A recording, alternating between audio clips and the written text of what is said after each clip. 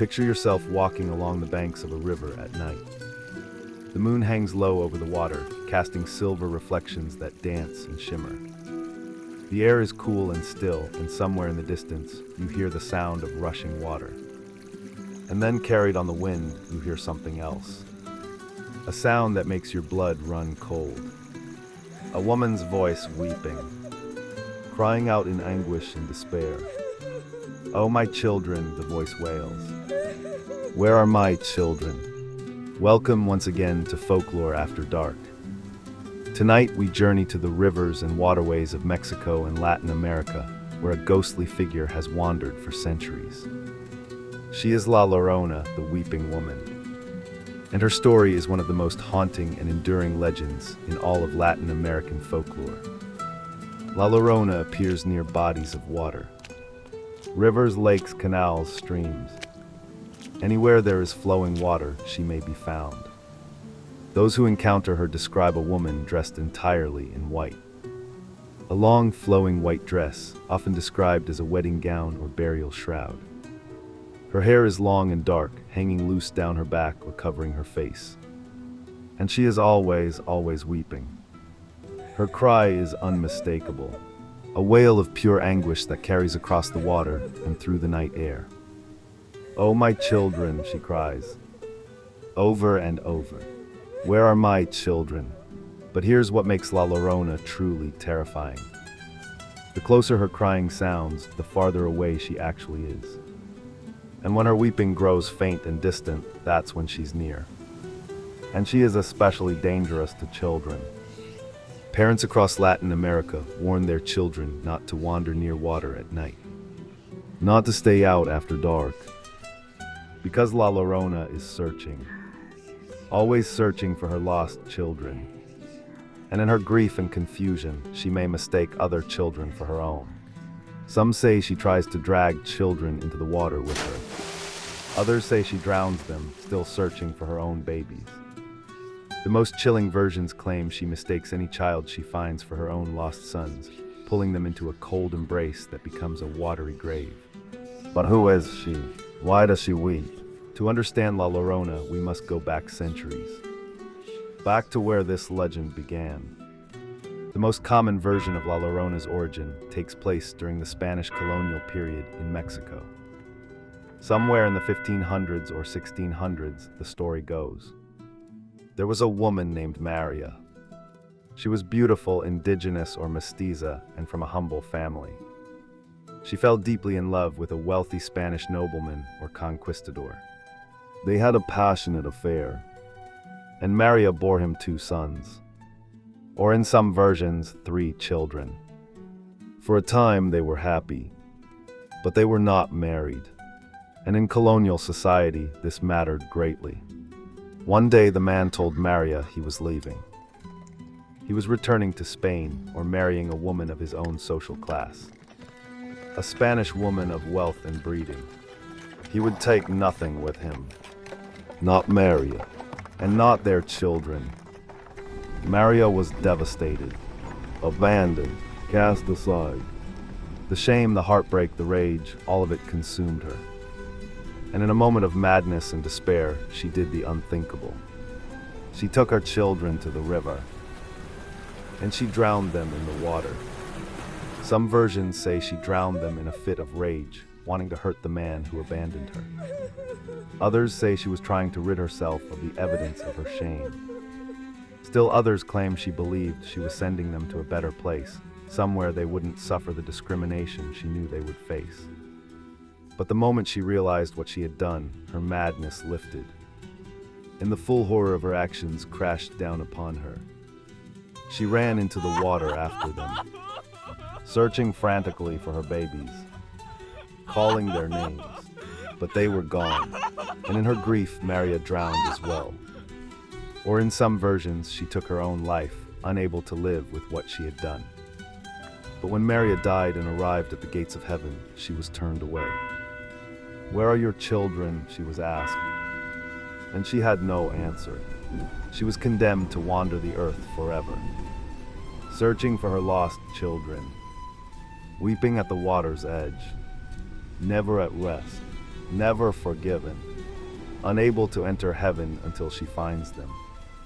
But she will never find them, and so she searches still.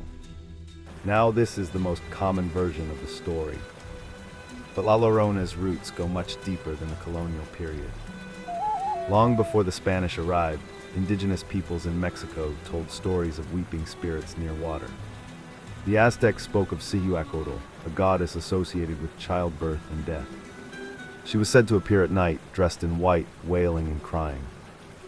A harbinger of doom, an omen of death and disaster. Some scholars believe La Llorona is a fusion, a blending of indigenous beliefs about weeping spirits with Spanish Catholic ideas about sin, punishment, and purgatory. In this reading, La Llorona represents something profound: the grief of indigenous Mexico itself, mourning the loss of her children, her culture, her world, in the wake of conquest and colonization. Some even connect La Llorona to La Malinche, the indigenous woman who served as translator and companion to Hernán Cortés. She bore him a son and is viewed by some as a traitor to her people, by others as a survivor doing what she must. La Llorona in this interpretation carries the weight of cultural trauma and loss. But whatever her origins, her legends spread and evolved and endured.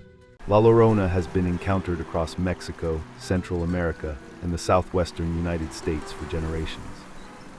Hundreds of years, and the sightings continue to this day.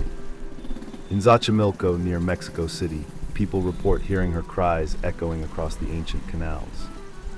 In Jalisco, she's been seen walking along the shores of Lake Chapala. In New Mexico and Texas, she haunts the Rio Grande. Witnesses describe the same phenomena. A woman in white near the water. The sound of desperate weeping. That mournful cry, "Oh, my children." One common element appears again and again in modern encounters: the acoustic trek. When her crying sounds close, loud, and immediate, she's actually far away. But when it grows faint and distant, that's when you're in danger, because she's right behind you.